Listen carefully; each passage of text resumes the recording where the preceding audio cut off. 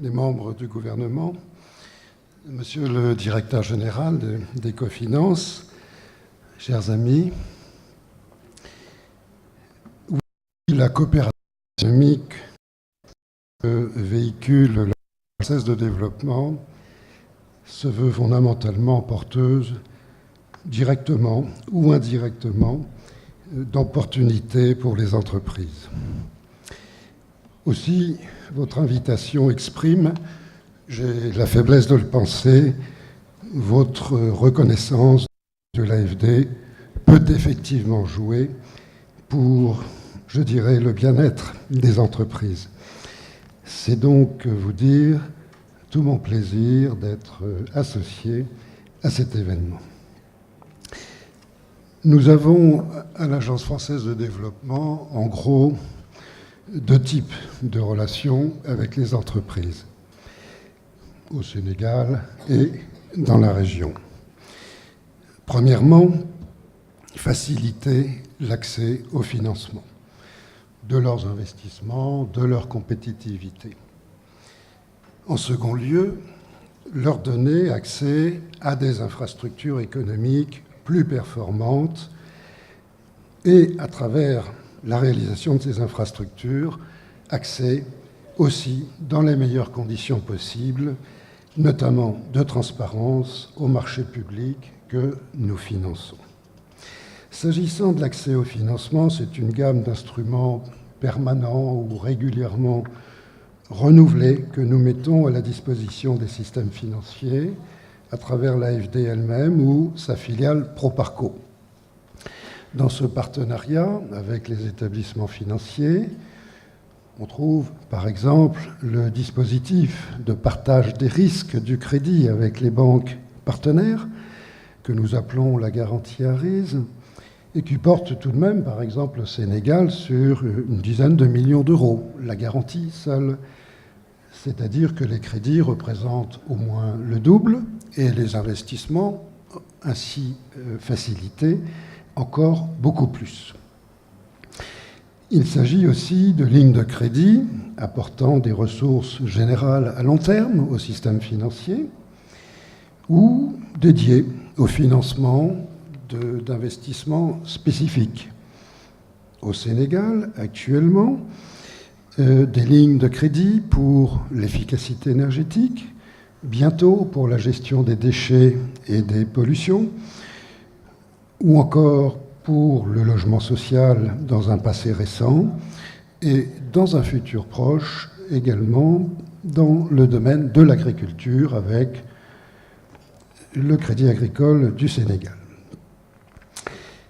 Il s'agit aussi au Sénégal du programme de mise à niveau des entreprises, mis en œuvre depuis plusieurs années et dont la valeur ajoutée en témoigne, il m'a semblé, le succès récent des journées de la mise à niveau, est aujourd'hui reconnu par les entreprises et par différents bailleurs de fonds désireux, me semble-t-il, d'accompagner la pérennisation du bureau de mise à niveau. Il s'agit enfin des interventions en fonds propres ou en financement de Proparco, notre filiale spécifiquement dédiée au secteur privé et qui viennent compléter ces activités. Il faut ajouter à ces instruments les montants très significatifs des financements d'appui budgétaire qui, au Sénégal, ont été prioritairement et pour leur plus grande partie affectés à l'accélération du règlement des créances des entreprises sur l'État. De 2008 à 2014, ce sont tout de même près de 100 millions d'euros qui ont été mobilisés à cet effet en direction exclusive des entreprises. S'agissant des infrastructures économiques et des marchés publics qui en découlent, notre forte implication au Sénégal à hauteur de 80 à 100 millions d'euros par an dans le financement de l'électricité, du développement urbain, des transports ou encore des infrastructures agricoles, découle bien évidemment d'abord de choix de rentabilité pour l'économie. L'objectif prioritaire de ces financements est bien évidemment de donner aux entreprises une infrastructure plus performante et plus propice à sa compétitivité. Ces investissements produisent pour nombre de vos entreprises des marchés publics que nous encadrons de façon de plus en plus exigeante, comme tout bailleur de fonds, sur le plan de la transparence, notamment des normes sociales et environnementales et des garanties de qualité des réalisations. Enfin, mesdames et messieurs, je voudrais attirer votre attention sur quelques idées qui nous habitent et qui mettent en relief tout le rôle que les entreprises peuvent, à nos yeux, jouer dans les politiques de développement et parfois les inspirer. Les entreprises peuvent en effet relayer les politiques publiques par leur capacité d'innovation, entre autres, et les entreprises doivent, nous semble-t-il, plus que jamais, au nord comme au sud, investir le champ de l'intérêt général. 3 choses, par exemple: le partenariat public-privé, évidemment. Là, les entreprises ont vocation à prolonger, avec l'efficacité qui leur est propre, l'action des pouvoirs publics. C'est une alliance à laquelle nous sommes toujours particulièrement attentifs et à l'égard de laquelle nous restons toujours à l'écoute.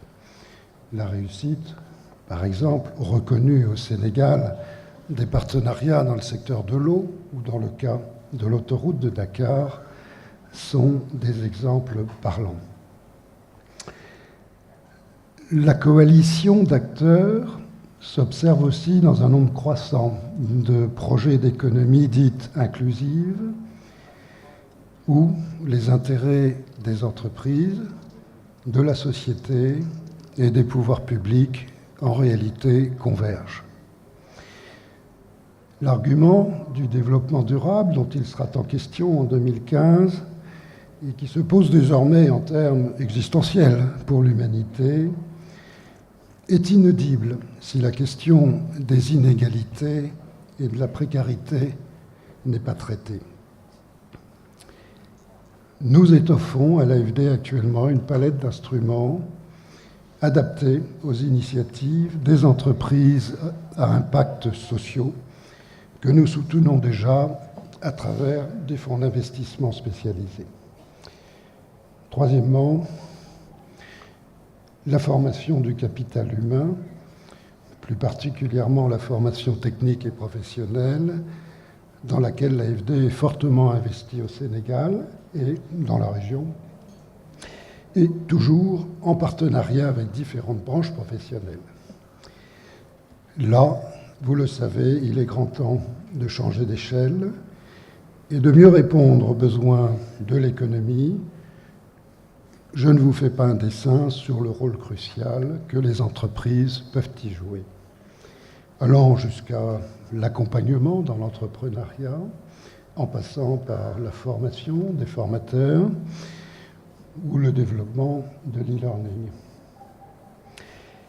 À la lumière d'expériences dans des géographies variées, près de 70 pays dans le monde, nous sommes désireux d'associer à nos activités pour le développement la promotion et la réussite d'une offre innovante des entreprises dans tous ces domaines. Il y a certainement plus d'opportunités que de menaces pour la réussite d'une offre de vos entreprises, probablement mieux adaptée que toute autre aux défis spécifiques et aux enjeux du développement durable de la région. Pour terminer, je voudrais vous rappeler que la création récente à Paris de la Fondation pour la croissance en Afrique illustre, s'il en était besoin, la dynamique que le réseau des acteurs africains et français de l'économie souhaite consolider et renouveler. Je ne peux que vous inviter à suivre et à vous associer à cette initiative. En félicitant chaleureusement les lauréats du gala des entreprises les plus dynamiques de l'économie sénégalaise et en vous renouvelant, mesdames et messieurs, l'expression de mon plaisir d'être parmi vous. Je vous remercie. Merci.